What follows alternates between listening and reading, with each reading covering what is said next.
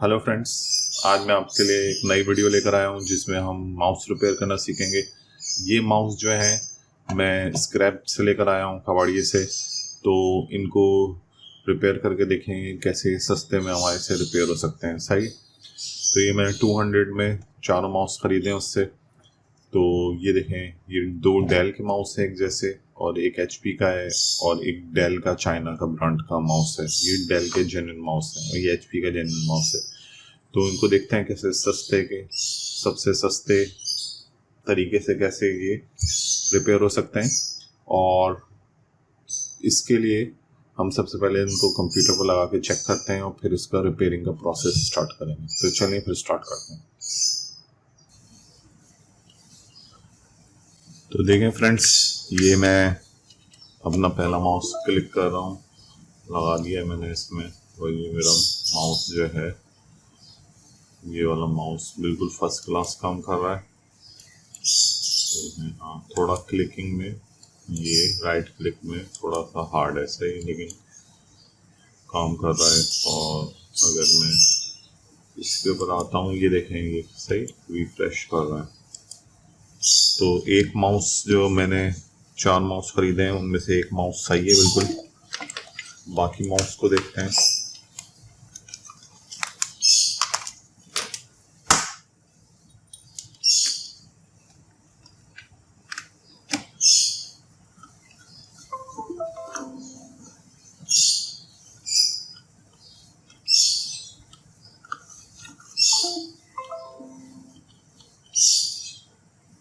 Ready to use है, लेकिन light तो जल रही है इस माउस में, लेकिन इसके क्लिक्स जो हैं बिल्कुल भी काम नहीं कर रहे। सही, क्लिक किया है इसका।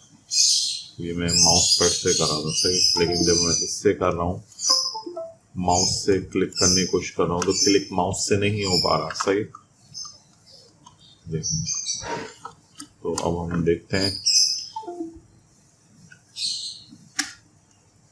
बाकी माउस को।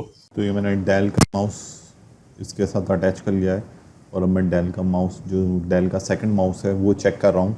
तो ये देखिए, मैं दोनों जगह क्लिक कर रहा हूँ, लेकिन इसके दोनों क्लिक्स जो हैं वो काम नहीं कर रहे। ना राइट क्लिक काम कर रहा है और ना इसका लेफ़्ट क्लिक काम कर रहा है। सही।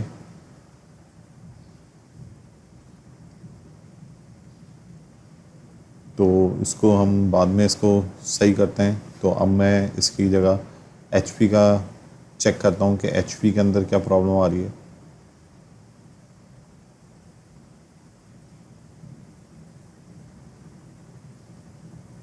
तो एचपी में हमारा राइट क्लिक काम कर रहा है, लेकिन लेफ़्ट क्लिक जो है वो हमारा काम नहीं कर रहा।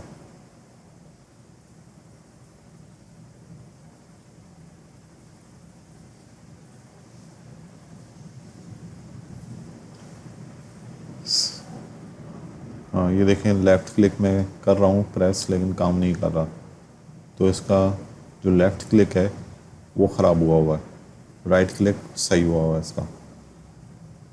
तो चलें फिर हम देखते हैं इनको, कि इसको रिप्लेस करने का तरीका सीखते हैं कि रिप्लेस कैसे करें और कम खर्चे के अंदर बेहतरीन परफॉर्मेंस ले लें। तो चलें, हम वर्क बेंच पे आ गया हूँ मैं। ये देखें, मैं ये स्विचेस लाया था। ये स्विचेस मुझे इसके 10 रुपये का एक पड़ा। 10 रुपये में मुझे ये क्लिक स्विच मिल गया है इलेक्ट्रॉनिक शॉप से। तो ये मैं यूज़ करूँगा सारे इनके साथ। मेरे जो मैंने परचेज़ करे थे 4 माउस, उसमें से एक माउस तो सही निकला है, सिर्फ ऊपर से गंदा हो रहा है, और बाकी माउसेस भी गंदे हो रहे हैं, लेकिन इनके क्लिक्स ख़राब हैं। चाइना वाला मैं मोबाइल, जो चाइना वाला माउस है वो सही नहीं करूँगा, क्योंकि उसके अंदर जो है वो इतना ज़्यादा अच्छी क्वालिटी का नहीं है, उसका सेंसर भी प्रॉब्लम कर रहा है। तो ये मैं प्लस के ड्राइवर से इसको खोल लेता हूँ। ये मैंने स्क्रू निकाल लिया इसके। अब मैं इसको ओपन कर लिया मैंने। ओपन करने के बाद इसकी केबल को, जो इसकी ग्रिप है उससे हटाएंगे, रिमूव करेंगे, और इसका जो व्हील है इसको अलग करके रख देता हूँ मैं, ताकि व्हील प्रॉब्लम ना करे। व्हील का क्लिक ज़्यादातर सही होता है, उसमें इतना ज़्यादा यूज़ नहीं होता, तो इतना ख़राब भी नहीं होता। तो अब मैं थोड़ा सपोर्ट देता हूँ प्लास से इसको, ताकि ये ज़रा थोड़ा प्रेस रहे, क्योंकि मेरे पास हेल्पिंग हैंड नहीं है या वाइज नहीं है। वाइज और हेल्पिंग हैंड मैं लूँगा तो वो मेरी शॉप पे रखा हुआ है। तो अभी मैं इसको डीसोल्ड करता हूँ।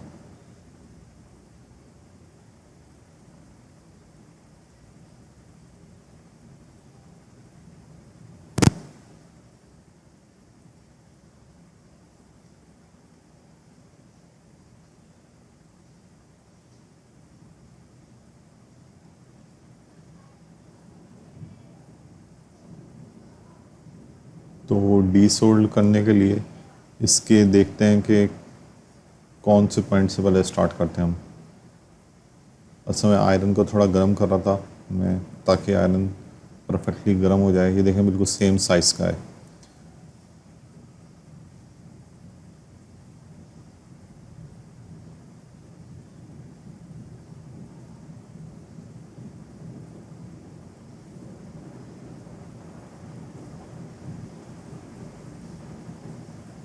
तो इसे थोड़ा सा आयरन को हीट देते हैं, इसे टाँके को, और देखते हैं कि मेल्ट कर रहा है कि नहीं कर रहा। वैसे तो जो फ्लक्स होता है वो पेस्टिंग और डी पेस्टिंग के काम में आता है, कि आप पेस्ट भी कर सकते हैं फ्लक्स से और डी पेस्ट भी कर सकते हैं। मतलब कोई चीज़ रिमूव करनी है या कोई चीज़ इंस्टॉल करनी है तो दोनों सूरतों में लगाते हैं।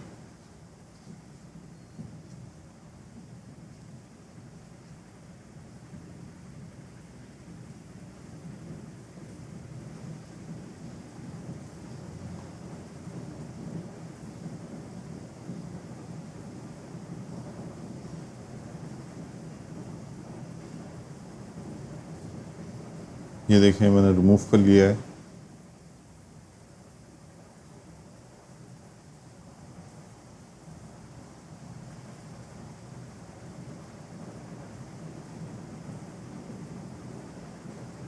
तो मेरा एक जो स्विच है वो रिमूव हो चुका है। अब मैं दूसरा स्विच डिसमाउंट करूँगा।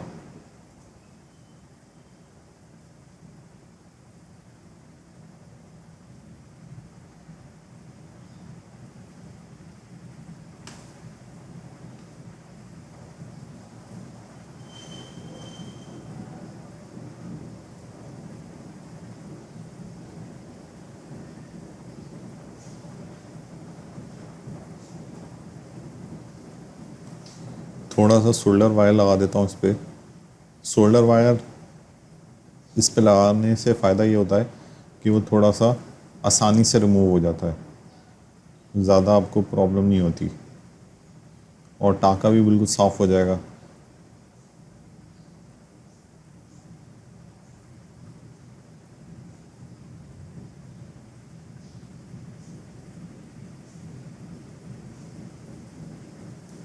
ये देखें, ये रिमूव कर दिया।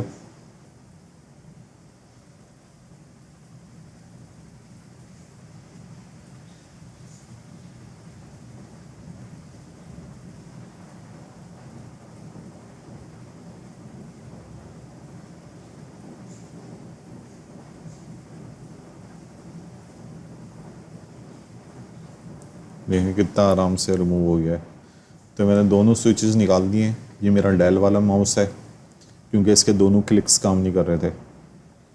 अब मैं दो नए स्विचेस लगा दूंगा और मेरा समझे माउस बिल्कुल न्यू हो जाएगा। मतलब 20 रुपये में आपका बिल्कुल न्यू माउस होगा।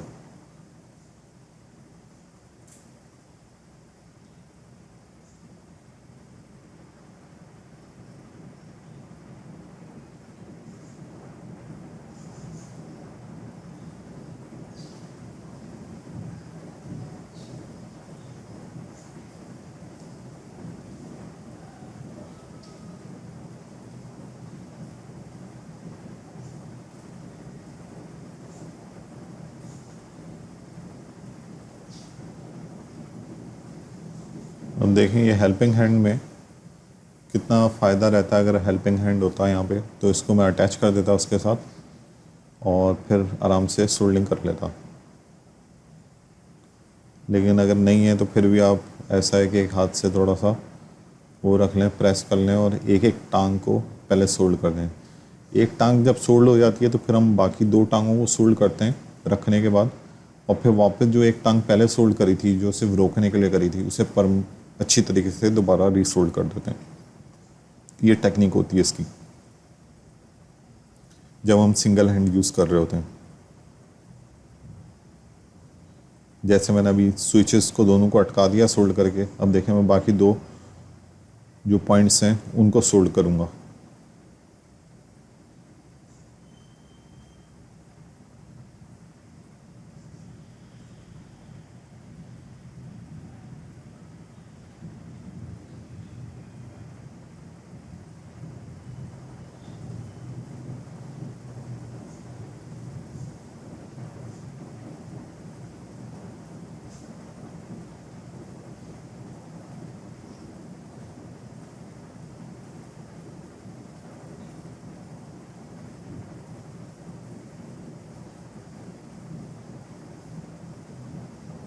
देखिए पहले एक पॉइंट सोल्ड करा,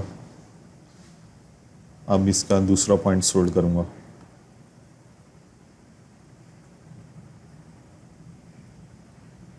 फिर इसका जो तीसरा पॉइंट सोल्ड करूँगा जिससे मैंने स्विच को अटकाया था।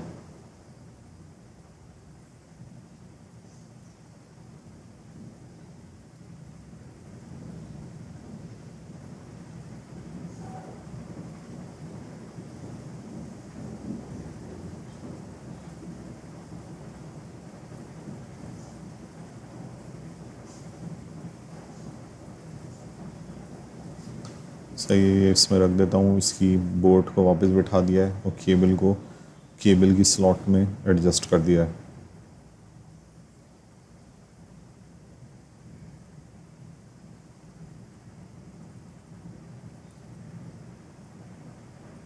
इसका सेंटर जो स्विच है उसका व्हील जो है मैं वापस अटैच कर रहा हूँ। इसका स्प्रिंग निकल गया है तो स्प्रिंग को मुझे सही तरीके से एडजस्ट करके लगाना पड़ेगा।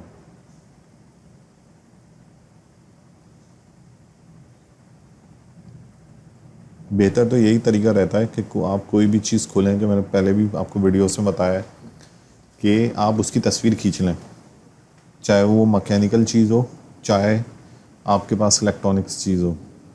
क्योंकि आपके पास देखें डिजिटल कैमरा आपके हर वक्त जेब में है, या फिर आप ये कह सकते हैं कि दूसरा बेनिफिट उसका कि आपके पास एक मैग्नीफायर भी है जिससे आप मैग्नीफाई करके भी देख सकते हैं। सही, अब ये लॉक्स देखकर सेट करने ताकि लॉक स्लाइड करके अंदर सेट होंगे। सही, ज़रा स्लाइटली सा स्लाइड करा है मैंने और अंदर इसको एडजस्ट कर दिया है।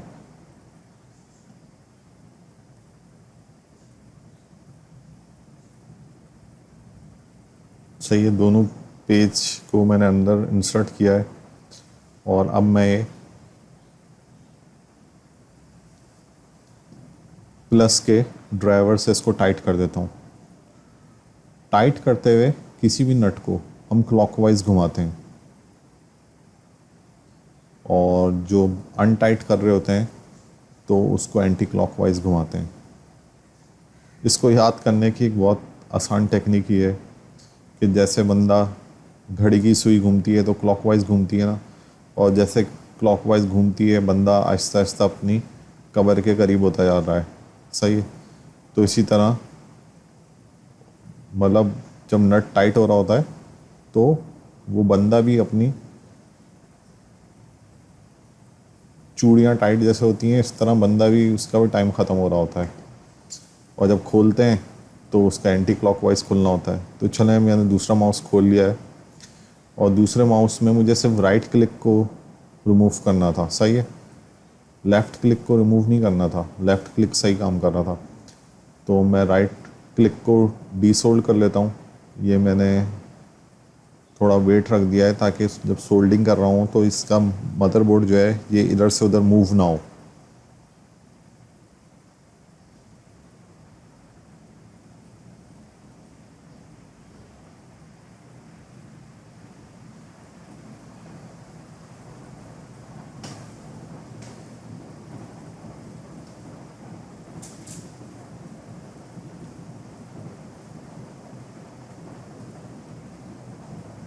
ये देखिए मैंने थोड़ा थोड़ा सोल्डर लगा रहा हूँ ताकि जो इसका कंपनी फिटेड स्विच है वो थोड़ा सा लूज़ हो जाए।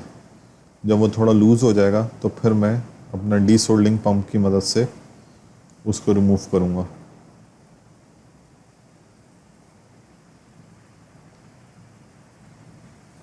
ये मैंने जूम कर दिया है ताकि आपको जो है थोड़ा वाज़े तौर पे दिख जाए कि हम क्या कर रहे हैं इसके अंदर।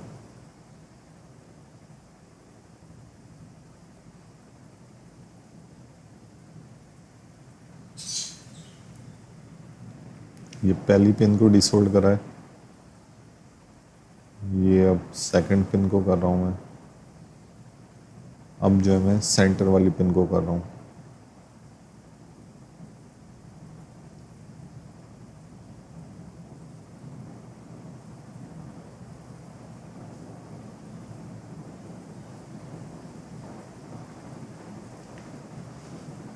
तो ये देखें कितने आसानी से रिमूव हो गया हमारा जो स्विच है।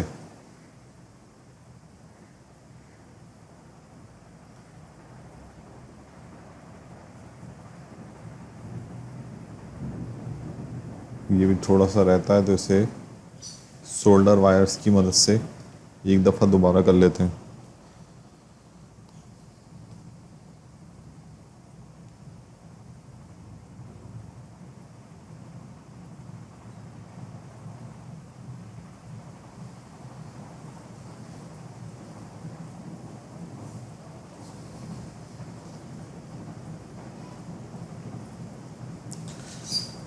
असल में यहाँ पे मुझे सोल्डर पेस्ट लगाना चाहिए था इसमें।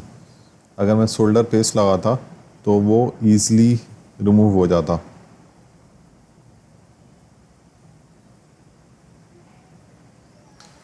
पहली पिन को डिसोल्ड करा है, दूसरी पिन को कर रहा हूँ डिसोल्ड। तो ये देखें हो गया डिसोल्डिंग पूरी और रिमूव हो गया हमारा राइट क्लिक।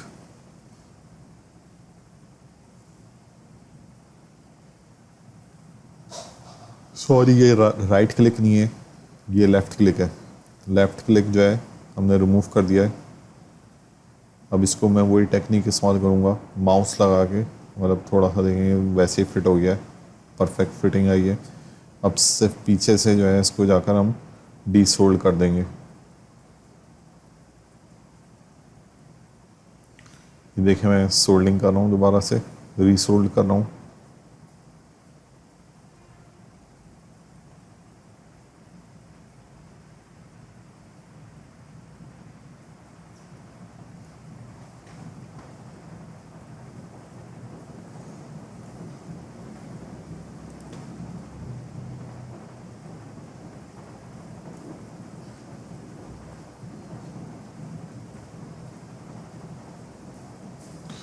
तो ये मैंने रीसोल्ड कर दिया है। सेकंड माउस जो है HP का है, इसको भी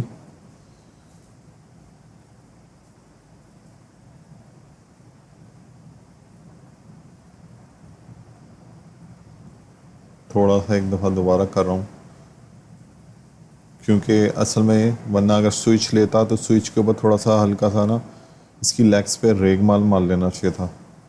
क्योंकि अक्सर हमारे पास जो स्विच आ रहे होते हैं वो पूरे उनकी लेग्स जो होती हैं वो 100% क्लियर नहीं होती, मतलब थोड़े अरसे के रखे हुए स्विचेस होते हैं जिसकी वजह से उनकी लेग्स पे आ जाता है क्रूजन।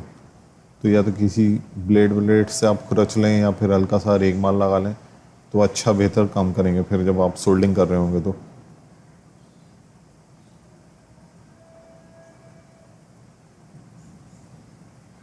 अब मैं इसको इसके अंदर इंस्टॉल करता हूँ।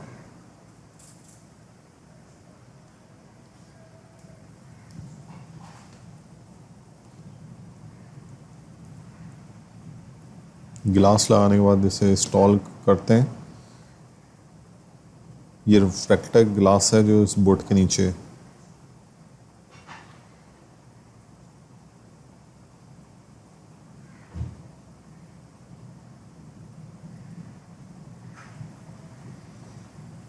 सही है, ये अभी थोड़ा सा इसे एडजस्ट करना पड़ेगा इसके अंदर।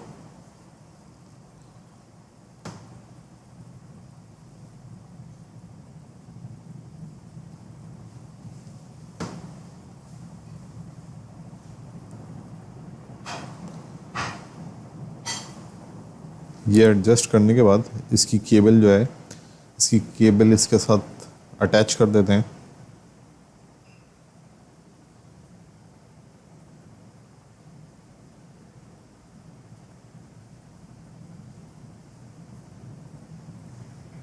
अब इसका कवर जो है वो मैं कवर इसका चढ़ा देता हूँ इस पर।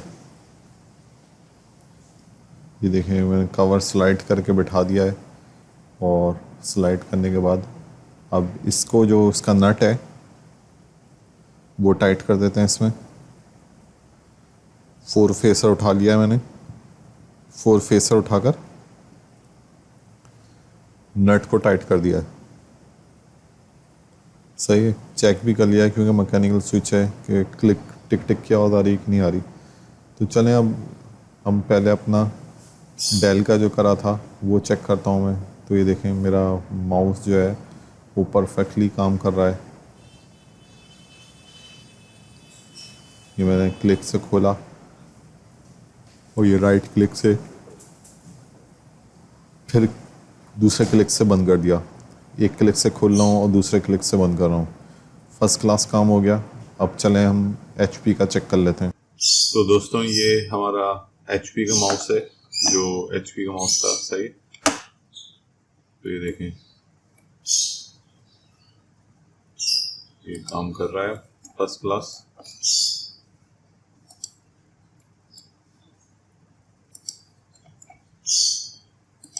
तो बेसिकली हमने 200 रुपये के अंदर माउस खरीदे थे 4, और 4 में से हमारे 3 माउस सही हैं। तो उसमें मेरे से 20 रुपये खर्च हुए। तो मेरे ख्याल में ये काफ़ी अच्छा ऑप्शन था। आप अपना पुराना माउस फेंकें ना, बल्कि उसकी जगह उसको उसकी जो स्विच जो अमूमन ख़राब हो जाते हैं, आप सिर्फ स्विच लाकर उसको रिप्लेस कर दें। तो इस वीडियो में इतना ही, मिलते हैं किसी और वीडियो में। जब तक के लिए गुड बाय।